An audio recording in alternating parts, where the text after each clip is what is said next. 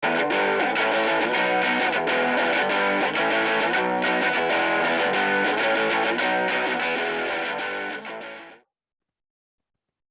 and welcome to the Equity.Guru Investor Roundtable. Rob Simpson sitting upstairs here with, oh my God, he's moving up in the world. Vishal Vatur over there in the penthouse. Look at you.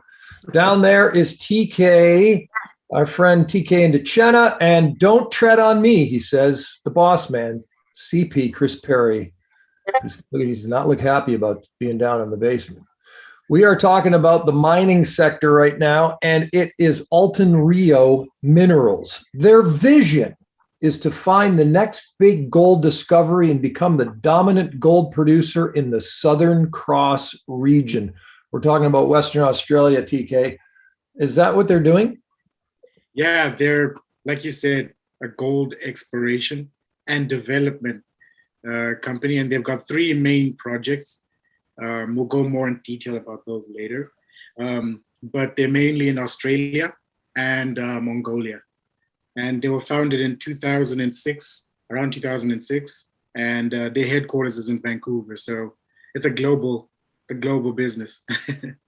And they're traded on the TSX Venture Exchange under :AMO. Chris, when you think about Altan Rio, what do you think first? Well, I mean, look, Australian mining is prolific as Vancouver mining, right? But there's a big wall between the House Street market and the Australian market. And we don't generally look over their shoulder and they don't look at ours. That's starting to crumble. And this is one of those companies that's looking to make it happen. I know that they're planning an ASX listing. They've already got their TSX listing. Getting on those two exchanges has been historically difficult because both those exchanges require different things from mining companies, right? We have the 43101, they have something different. So a lot of explorers don't necessarily go to the effort of being represented in both markets. These guys are aiming to be. They've got a prolific amount of land in an area of Australia that, you know, if you watch the Discovery Channel mining shows, you've seen the Kalgoorlie areas and whatnot that are pocketed with either gigantic monster mines that have been going for 100 years and represent the gates of hell, and right the way down to little tin pot dudes with metal detectors. The reason that they're so prolific is because there's so much damn gold out there. And so the more land you have around places where you know gold has been picked out of the ground, the more likely you are to succeed.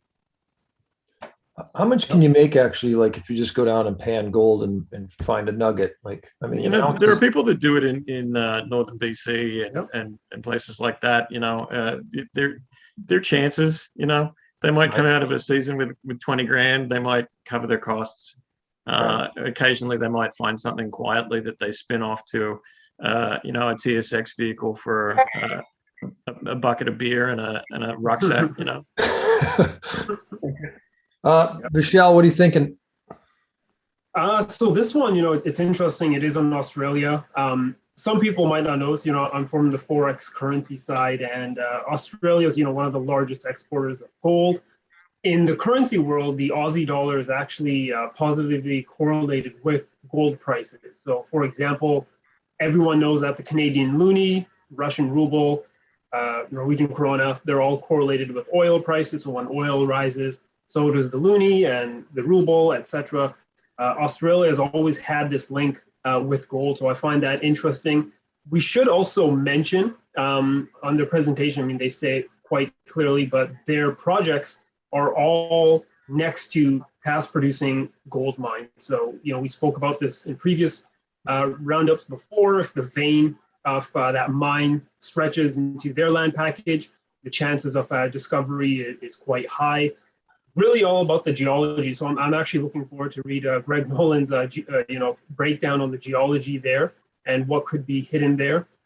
In terms of stock price, you know, we are at 12 cents right now. You can see there's not much volume. It's not something that's traded quite a lot.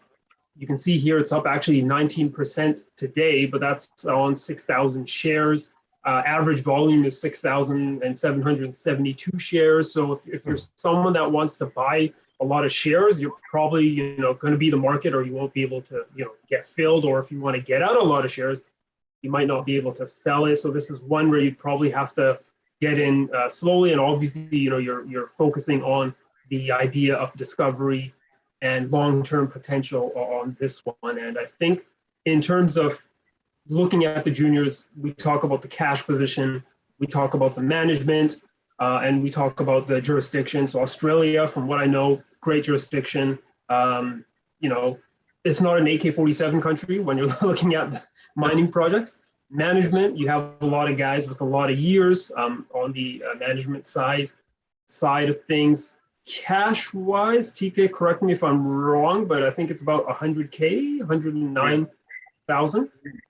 So I mean, it's likely they're probably going to do a raise if they do want to get some drills and stuff going. Although it should be mentioned that they do actually have a joint venture with Surveyor Resources and also a Chinese-backed company called Barto Gold has an exploration and mining agreement. So maybe those guys are the ones that might cough up the cash. So if I'm investing, we can go around the horn here, and we can do the old fashioned, I got $5,000 in my pocket.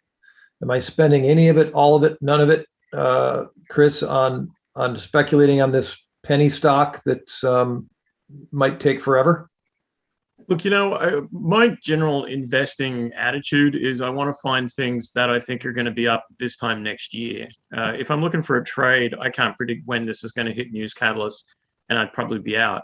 But if I'm looking for an investment, I feel like this is an early stage company that's starting to put all the pieces together for a run. I know that, they're talking to us, so they're definitely thinking about marketing. They're thinking about listing on multiple exchanges.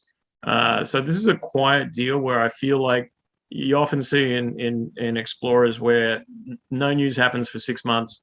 They quietly accumulate everything at a nice cheap price. And then once the marketing starts and the attention starts coming to the story, that's when they go for the raise. So I'd be putting in a little bit at this point, just as a long-term gamble. But I also think, I'm very bullish on gold. I think gold's going to have a great next 6 months to a year. I don't think we're in a calm time politically, and gold is always a place where you look to go in those times. And, if I'm looking at, let's say, Tesla, and what Tesla needs to do to double my money if I was to invest in it, or Bank of America, or Viacom, or whatever large multinational you want to put in front of me, I want to know how long it's going to take. What's it going to take for me to double my money? With Tesla, it has to be worth another $600 billion for me to double my money. For these guys, they need to have one good hole, and my money's doubled and potentially tripled. And if they have a couple, then quadrupled. So I like these early stage mining companies that are just quiet just before the dawn. And, if I had $5,000 sitting around, I'd probably throw 1,000 on it and look for opportunities to get in more at even cheaper in the next few weeks. But the bottom line ultimately, though, is just confidence in that it's a legitimate operation based on its leadership and based on. Yeah, look, if you want to put a gold mine in a daycare in Australia, the government will shove a permit at you and say, please start today. Right? There's nothing they love more than a mine. And there's really nothing in Western Australia other than mining potential. So I know these guys were on a call with our mining guy, Greg Nolan, and that call was supposed to be for half an hour and went for 2 hours. They generally don't go that long if there's nothing to see. Yeah. So I'm quietly confident that there's something happening here, and that if folks get on nice and cheap, don't put your house on it. It's not a dice roll. This is just make an anchor point, and if it drops further than where it is, great opportunity to buy more. If it doesn't, talk with your gods and figure out what your strategy is going to be. We might have to send the crew down there to take a closer look. I'm in. And they might be willing to do it. Although I'll tell you though, Kalgoorlie is a son of a bitch. Going to Australia is a lot different from going to Kalgoorlie. People who live in Western Australia don't want to go there. Yeah. Perth's supposed to be great. That's the only place I didn't see in Australia. If it didn't have gold in the ground, you'd blow it up. TK, what are you doing with my money? Yeah, kind of echoing what everybody's kind of said. I look at miners even the junior miners in the same sense as most, was that the product itself is a commodity. You can't really differentiate yourself from other miners. And the only thing you can do is figure out your financing. So these guys don't use a lot of debt. It's mainly equity and some of the hybrid contracts that they have. So it's easy for them to get cash. Well, I say easy, but when the market is good and you have a good management team, it's great to get cash. They don't spend too much on exploration and development because most of their plots have already been discovered. So their job is now more of trying to figure out new veins to find. So it's not like they have to invest in heavy equipment to discover stuff. Mm-hmm. It's just about looking for veins that already exist. And the only thing that is a downside is they don't have any sales as yet. And that's because they are early stage. So it's kind of difficult to see what's happening with the cash flow that's coming in. And I love the management team. Just a quick note on the chair of the board. He's been on a company board, forgot the name, Troy Resources, since 1988. Wow. So these guys stick there, and I think it's a junior miner as well, Troy Resources. I think it's traded on the Australian exchange. Yeah. And he's been there since 1998 and various other boards.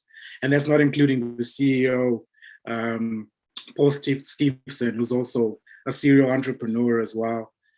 He's not a trained geologist. They have a geologist in-house who also has a lot of good experience and recently discovered some other veins of gold as well. So it's a beautiful management team.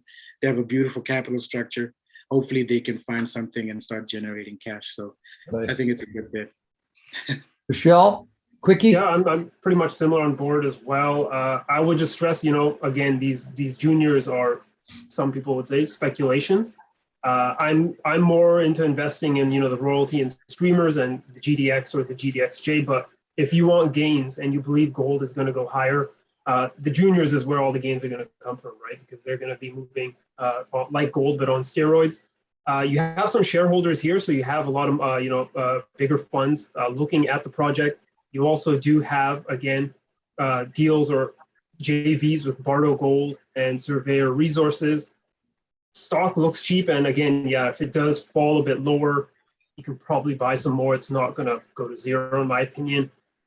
It's just that share structure. There's not much volume right now, so just be a bit careful about that, and you're probably going to be picking up some shares in here, here and there. But I'm actually looking forward to Greg Nolan's piece on the geology, and I think that might excite me a bit more if he's thinking some of these veins could find some or have some discovery potential. All right, there you have it, folks. It's the Altan Rio Minerals Limited, based all over the place, Vancouver, and then they're set up out there in Perth, as Chris has eloquently described, the beauty of Western Australia. Do they have an Aussie rules team? Oh, yeah, they got two. That's what I thought. I knew they had. Everyone's got an Aussie rules team. Yeah.